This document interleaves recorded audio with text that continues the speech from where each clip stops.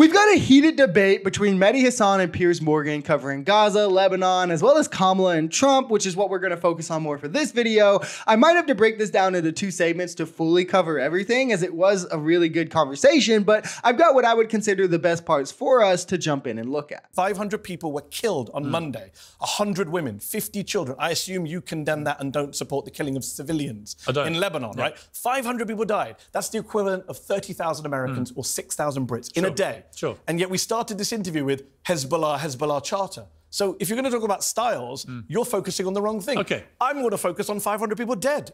Okay, let me come back to the week before, where 3,000 Hezbollah terrorists were targeted specifically. How do you know that?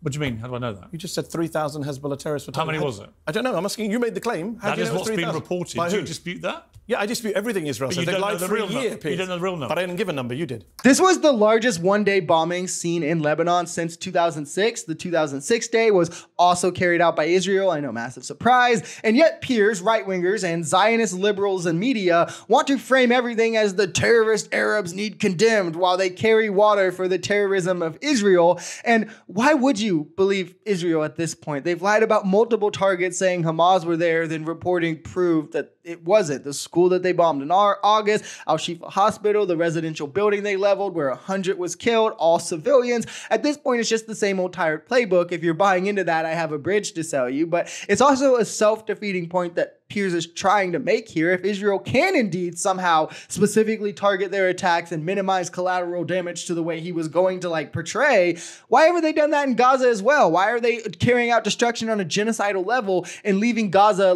looking like a parking lot? He's a convicted criminal because of a one-night alleged one-night stand with a porn star. That's not why. Did you feel comfortable with that? I'm comfortable with the trial that Alvin Bragg done. I'm comfortable with the grand jury that indicted him. I'm comfortable with the jury of his peers that convicted him.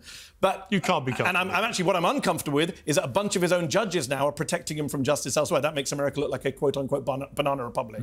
You know, you and I live in the UK. You don't get to go pick your own judge. I actually thought the way that the Florida thing is ridiculous. I thought the way the Democrats weaponized the justice system to go after Trump. I wish they had. They didn't actually. They spent years dragging their feet. Merrick Garland was the most useless AG. They made him a convicted criminal over a one-night stand. They did not make anything. A jury, 18 years before. A jury of his peers should never have been put to a jury. Let me answer your original question about violence, but since we sidetracked, a jury of his peers convicted him. To clarify, he wasn't convicted for a one-night stand, an affair on his wife with a porn star at that.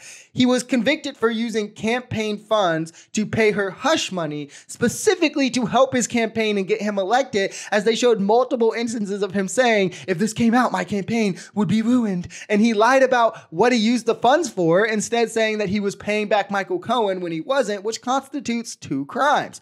Falsifying business records through the lying about the use of campaign funds, where you have to put all the records that, hey, I'm paying this for an NDA. Instead, he said, I'm paying my lawyer, which is a felony when it's done to cover up another crime. And as I said, constituted two crimes. The other crime is New York State election law 17152, pretty much, which is illegally conspiring to get someone elected using unlawful means, right? Or I guess I was kind of redundant, illegal and unlawful, but using unlawful means to promote someone to office, pretty much, which is what he did through falsifying his business records. And then doing that with this other crime makes it a felony. Both of these charges have been levied against people individually for decades. Even multiple people since 2000 have been prosecuted for falsifying business records in the first degree, which is the felony charge. So the other talking point you hear from MAGA about, well, these charges were made up for Trump, or it's not even a felony, are absolutely just not founded in any bit of the truth. And as Mehdi said, a grand jury of his peers indicted him. A jury of his peers convicted him.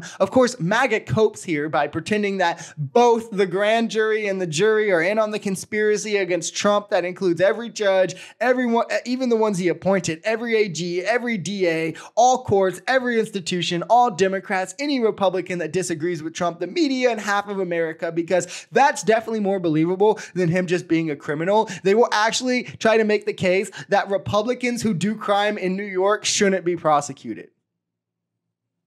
Do you condemn him speaking like Hitler? Yes. Does that not outrage you? Of course. He's like your pal. Why don't you tell him to stop it? Of course. Have you ever told him to stop quoting Hitler? Yes, probably. I can't remember the last interview I did was before or after, but if I do again, I will. Yes, of course. Good. And hosting a Holocaust dinner at Mar-a-Lago? But yes, Nick Fuentes, absolutely. Have you told him to stop doing that? I said it on Twitter to him.